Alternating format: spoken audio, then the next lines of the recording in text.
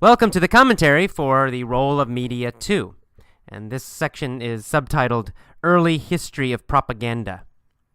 And I think it's interesting that early propaganda, state-sponsored, government-sponsored propaganda in the modern world begins in the United States. You know, we always think about Nazi Germany or the Soviet Union, with that kind of propaganda, or North Korea. But in fact, America started this kind of modern propaganda, and I think America is still the master of propaganda. You know, the kind of propaganda you see in China, that you see in North Korea, it's kind of very crude. Crude meaning simple. Everybody knows it's propaganda. It's obvious. And because it's so obvious, it's less powerful. But we see here in this article how in the United States this early propaganda started, and it was very, very effective.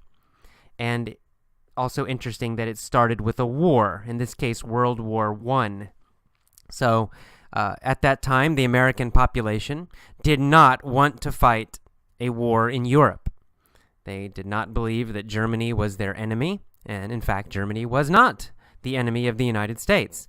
Germany was the rival of England. But the Woodrow Wilson government wanted to fight in the war, right? They wanted to join the war. But the problem was the American people did not want to do it. They were basically peaceful. So what did the government do? The government, as well as the business establishment and the media, they're all working together. They created a huge propaganda campaign, lots of lies. And they told all these horrible stories about the Germans in World War I. The Germans were killing Belgian babies and murdering civilians and all these horrible atrocities. And while that was true in World War II, the German Nazi Party certainly committed a lot of atrocities in World War II. But in World War I, it was a totally different German government. They were not a Nazi government. They were no worse or better than the English government. Quite similar, I think. So they were not doing these things. These were lies for the most part. They were lies.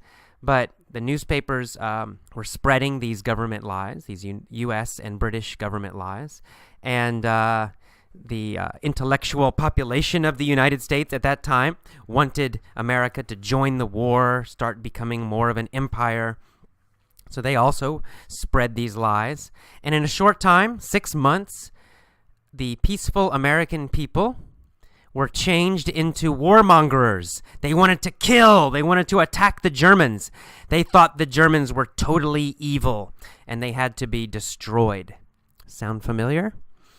Yes. So, and it worked very, very well. And it worked so well that the government and the media and the business establishment in the United States, they realized, wow, these are powerful techniques. We can use them for other things. And they used them against the unions. At that time, unions were growing more powerful. Workers' groups were fighting to help American workers so that American workers would have better pay and American workers would have better working conditions, and so that children would not be forced to work. And all of these kind of issues the unions were fighting for, and they were getting stronger. And of course, the big business people, the big corporations, the big companies didn't like it. And so they realized we can use the same techniques against the unions that we used against the Germans. And so they started spreading lies in newspapers about unions, how unions were communist, and unions were anti-American, and unions were violent, and unions were criminals. And they succeeded again. Once again, they succeeded, and unions were not totally destroyed, but they were weakened very, very much in the United States. And so workers had less power, fewer rights, and big business got stronger and stronger, which continues to this day as well. And they also started up the big communist scare that was kind of together with the anti-union scare.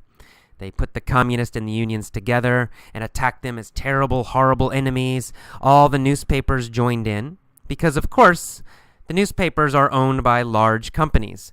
The newspapers are owned by very rich people, very big corporations, and they have the same interests as the American government. In fact, increasingly they control the American government. I would say right now in America, they do control the government totally. And so they use these same techniques against the communists, against the unions. Any internal threat, any internal enemies they didn't like in America, they used it against them, and it succeeded. They learned a lot from this. Now, of course, as we can see in America today, these techniques are still used very powerfully. In fact, they've gotten more powerful with television. And we saw exactly, it's almost scary to read this article by Chomsky about World War I, because it's exactly the same thing that happened with the Iraq War. We saw the same thing. People really didn't want to attack Iraq. There was no reason to attack Iraq. The American people really were reluctant to do that.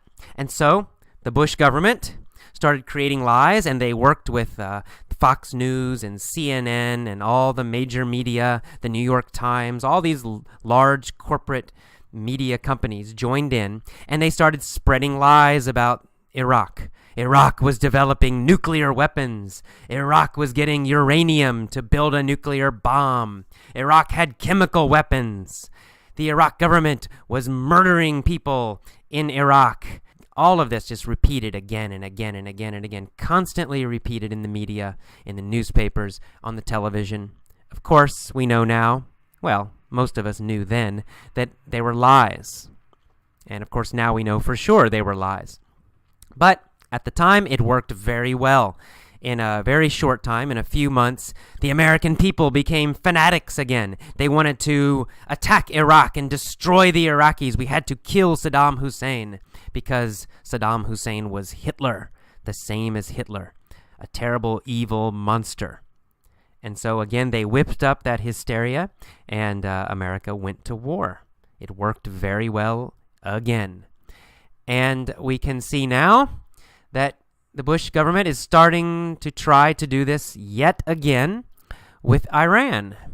Again, we're seeing all these stories about the Iranians are working on nuclear weapons. Of course, there's no proof about this. They just have a nuclear program, but nothing about nuclear weapons. But again, they're trying to scare the American people that Iran will get a nuclear bomb, and they're going to bomb America with their nuclear weapons, which of course is a big lie, but they keep repeating it again and again. You're seeing it on all the cable shows, the news shows, more stories about Iran getting a bomb. Every time Iran's president makes some comment about Jewish people or the Holocaust, it's on the news all the time. We see stories about how the Iranians are helping to attack people in Iraq, attack Americans in Iraq. So this propaganda, again, it's starting, and they're, of course, trying to do the same thing. They're trying to whip up a hysteria in America against Iran. Now, I don't know if it may work, it may not work this time, because some people in the top of the government, some intellectuals, some of the powerful business establishment don't want to attack Iran. So you might see a little more division in the newspapers and in the TV, because these people with all the power and the money are a little bit divided about what to do about Iran. So that's why it's not quite as powerful yet. But it still might work if they want it to. And finally, you might have laughed a little bit when you hear the mini story. You might recognize the characters Hugo and Georgie. Talking, of course, about Hugo Chavez down in Venezuela. And we have seen this kind of propaganda against Chavez and against Venezuela very strongly in the United States. It's amazing how strong the lies and the propaganda are about Venezuela, and especially Chavez. And so in the newspapers, it's always these terrible things about Chavez. Chavez is a dictator. Chavez is the next Castro. And Bush just keeps repeating the same lies that, he's a dictator, a dictator, a dictator. And of course, he was elected. Venezuela is a democracy. But it doesn't matter. American propaganda works on emotion. not on logic. And that's one of the key powers of American propaganda compared to, say, North Korea or other kinds of propaganda. In America, it works on emotion. Logic doesn't matter. The facts don't matter. What they do is they just create emotion, especially using fear. And patriotism too, of course. So they just create a fear that Chavez is a dictator. Chavez is evil. Chavez is, going to destroy us all. That kind of mentality. And so they just keep telling stories in the New York Times, on TV. It's always they find something negative about him to paint him, to show him as a terrible dictator. And they never mention the elections. They never mention that he's actually part of a democracy. None of that. And of course, they never talk about anything good that he's doing to help poor people, etc. So we get a very strong propaganda that's it kind of starts with the president and the government, but then it's repeated by the corporate media, the large companies. So the New York Times, Fox News, CNN, they all repeat this propaganda. And after it's repeated again and again and again and again. So if you ask most Americans, what kind of government does Venezuela have? Oh, it's a dictatorship. It's just like Iraq was, right? It's a horrible dictatorship. That's what it is. And that's what they believe because the propaganda works very well.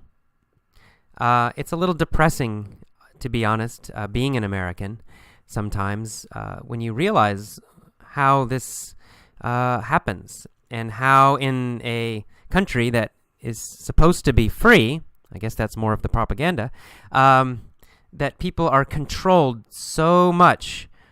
But, people are kind of free here. We can choose to do other things. We can disagree with the government.